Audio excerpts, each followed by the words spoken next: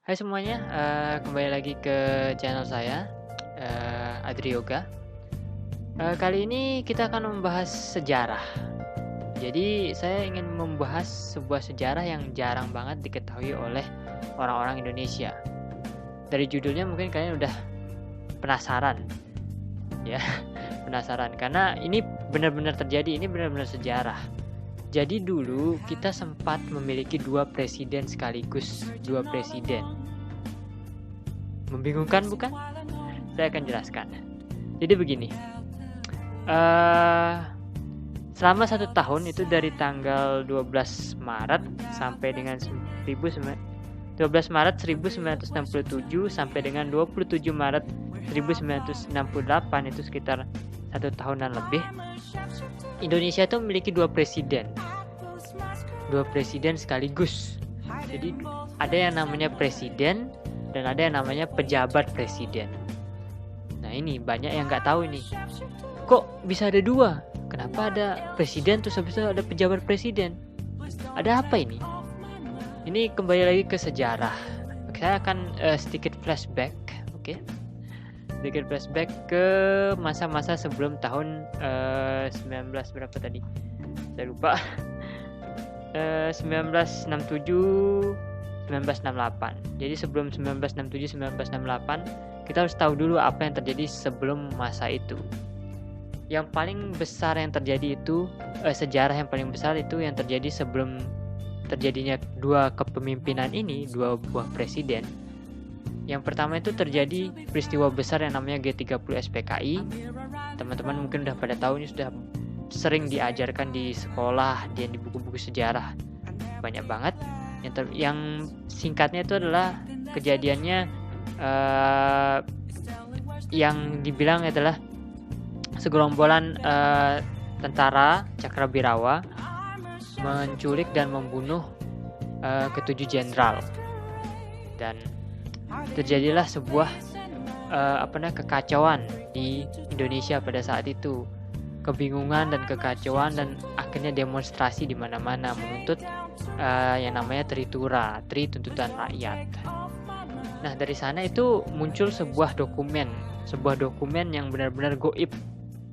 Dokumen ini bernama Super Semar, surat perintah 11 Maret yang dikeluarkan oleh Presiden Soekarno, katanya dikeluarkan oleh Presiden Soekarno. Soalnya sampai saat ini belum ada naskah asli atau teks asli dari Super Semar ini, tidak ada. Nanti kita bisa bahas di video selanjutnya mungkin mengenai G30 SPKI dan mengenai Super Semar yang lebih jelasnya. Pokoknya detailnya seperti itu. Nah, Super Semar ini keluar memberikan hak kepada Jenderal Soeharto yang pada saat itu untuk yang pertama itu kalau nggak salah itu mengembalikan situasi bagaimanapun caranya. Soeharto itu diberikan wewenang untuk mengembalikan situasi setentram mungkin. Yang kedua, mengamankan presiden, mengamankan Soekarno, dan yang ketiga, mengembalikan wibawa kepresidenan, mengembalikan wibawa Soekarno. Karena pada saat itu Soekarno sempat dituduh, sempat di demo, dan sempat diejek-ejek lah oleh masyarakat pada zaman itu. Itu yang terjadi. Nah, singkat cerita, Soeharto melakukan perintahnya sesuai dengan Super Semar. Dia melakukannya membasmi PKI dari tingkat kota sampai ke desa-desa, sampai membasmi semuanya, pokoknya itu peristiwa berdarah di Indonesia. Semua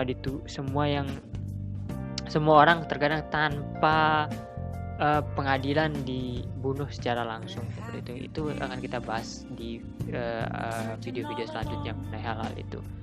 Nah, sampai kita kepada tahun ini, tahun 1967 sampai 1967.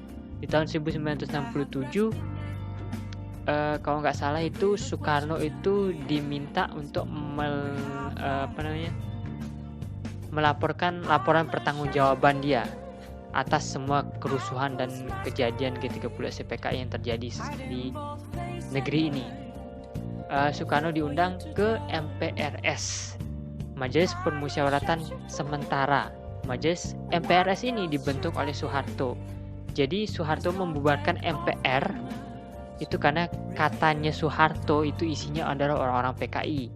Dan dia sebenarnya tidak salah, karena kebanyakan memang isi-isi pada zaman pemerintahannya Soekarno itu adalah orang-orang PKI. Kabinet pun isinya orang-orang PKI. Dan dengan alasan seperti itu, dengan isu yang beredar seperti itu, Soekarno membubarkan MPR dan mengganti dengan MPRS, yang dimana MPRS ini diisi oleh orang-orang yang loyal kepada Soeharto. Jadi seperti itu. Soekarno datang ke rapat MPRS pada saat itu. Dia membacakan pidato pertanggungjawabannya yang bernama Nawaksana, kalau tidak salah. Bernama Nawaksana. Di sana dia membacakannya, dan Soekarno setelah selesai membacakan pidato itu, dia mengatakan kepada MPRS bahwa saudara-saudara telah melantik saya sebagai presiden seumur hidup. Dan memang benar, Soekarno pada saat zaman itu dilantik sebagai presiden seumur hidup. Ini akan jadi pembahasan berikutnya, kenapa Soekarno bisa jadi presiden seumur hidup. Jadi seperti itu. Dan memang benar, hal itu sudah ditetapkan di TAP MPR nomor berapa pada saat itu saya lupa. Pokoknya sudah ditetapkan bahwa Soekarno itu presiden seumur hidup. Dan yang terjadi di sana adalah MPRS ini berupaya mencari cara bagaimana cara menyingkirkan Soekarno dari pemerintahannya, dari kekuasaannya istilahnya, dari jabatan tertingginya.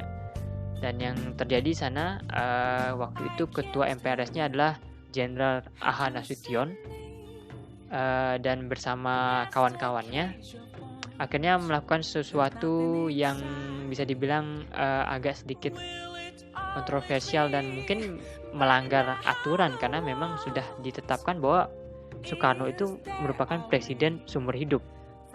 Jadi Soeharto bersama dengan A.H. Nasution datang menghadap ke Soekarno. Dia mengatakan bahwa, "Bung, lebih baik serahkan saja kepemimpinan kepada Soeharto, kepada Soeharto." A.H. Nasution mengatakan seperti itu. Soeharto juga mengatakan lebih baik serahkan saja kepemimpinan kepada saya, seperti itu. Soekarno marah dan dia tetap tidak ingin, dia tetap kepingin jadi presiden. Beliau tetap kepingin jadi presiden, intinya seperti itu. Dan Soeharto meminta kepada Soekarno untuk menyerahkan jabatan presiden kepada dirinya. Dan yang terjadi adalah sebuah hal-hal yang benar-benar mengejutkan. Jadi yang terjadi adalah Soeharto itu membujuk Soekarno untuk di rumah saja. Dia bilang kayak gitu, di rumah saja, biarkan Bung di rumah saja. Bung sudah tua, Bung sudah sakit, lebih baik Bung di rumah saja. Dan memang benar kondisi Soekarno pada saat itu sedang sakit. Dan yang terjadi sekarang adalah pada saat rapat MPRS keberapa itu, Soeharto dilantik jadi yang namanya pejabat presiden. Nah, setelah dilantiknya dia menjadi pejabat presiden, di sana ada dua hal yang kontroversial. Karena ada presiden, kita punya presiden, kita punya pejabat presiden, dan kedua fungsinya ini sama. Mereka berdua ini sama, presiden dan pejabat presiden ini sama, gitu loh. Jadi Soekarno itu tidak bisa dilengsarkan karena dia presiden seumur hidup. Dan MPRS membuat sebuah jabatan baru yang namanya pejabat presiden. Pejabat presiden itu adalah Soeharto. Nah, di sana Soekarno itu istilahnya kayak dirumahkan, tidak menjadi tahanan politik lah. Soekarno itu tidak punya lagi kekuasaan yang mutlak lagi dia, karena Soeharto memiliki super semar dan dia bisa melakukan, dari super semar itu dia bisa melakukan hal ini. Dan dia juga dilantik oleh MPRS sebagai pejabat presiden. Dan Soekarno didiamkan di rumah, dirumahkan. Jadi dia tidak bisa membuat keputusan, dia dijaga ketat oleh tentara, dan akhirnya terus-menerus seperti itu sampai dia sakit dan meninggal. Seperti itu. Jadi selama 1 tahun, dari tanggal 12 Maret sampai dengan 12 Maret 1967 sampai dengan 27 Maret 1968 itu kita punya 2 presiden. Yang satu itu Presiden Soekarno dan pejabat Presiden Soeharto. Jadi yang seperti itu. Ini nggak banyak yang tahu seperti ini. Ini teman-teman harus benar-benar ngelihat sejarah, benar-benar ngebaca dan benar-benar nonton video-video sejarah. Karena hal ini benar-benar unik dan menarik di sejarah Republik ini, sejarah negara kita. Karena kenapa? Karena ini tidak pernah diajarkan di buku sejarah pada saat saya sekolah, juga pun dari SD, SMP sampai SMA tidak pernah dapat seperti ini. Dan kalau teman-teman ini kalau mau ingin melihat lagi, sebenarnya banyak sejarah-sejarah pada tahun itu yang benar-benar ditutupi oleh pemerintah, benar-benar ya memang rezimnya pada saat itu memang menutupi. Jadi di sanalah setelah itu Soekarno yang sakit-sakitan, secara tidak langsung Soeharto mengambil jabatan sebagai presiden, dia membentuk kabinetnya sendiri dan lain sebagainya, dan the rest is history. Selanjutnya ada sejarah. Soekarno sakit, tidak bisa keluar, Soeharto mulai Orde Baru, dan sampai sekarang kita akhirnya tahun 1998 Orde Baru tumbang, reformasi berjalan. Jadi itu adalah sedikit sejarah yang bisa saya sampaikan mengenai negara ini, bahwa kita sempat memiliki 2 presiden sekaligus. Itu yang aneh sekali, yang pada saat itu membingungkan. Siapa yang mau kita dengar? Presiden Soekarno atau Presiden Soeharto? Baik teman-teman, sebelum menutup video ini saya ingin mengutip kata-kata dari Presiden ketiga Abdurrahman Wahid, atau yang lebih dikenal dengan Gus Dur. Beliau pernah mengatakan di kalau nggak salah Kick Andy, pada acara itu beliau mengatakan tentang Soeharto itu jasanya besar bagi negeri ini, walaupun dosanya juga besar, seperti itu.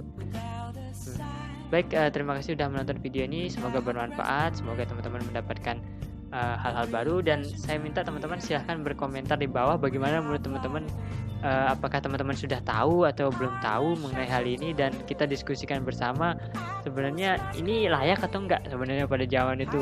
Ini sebuah manuver politik yang dilakukan pada zaman itu.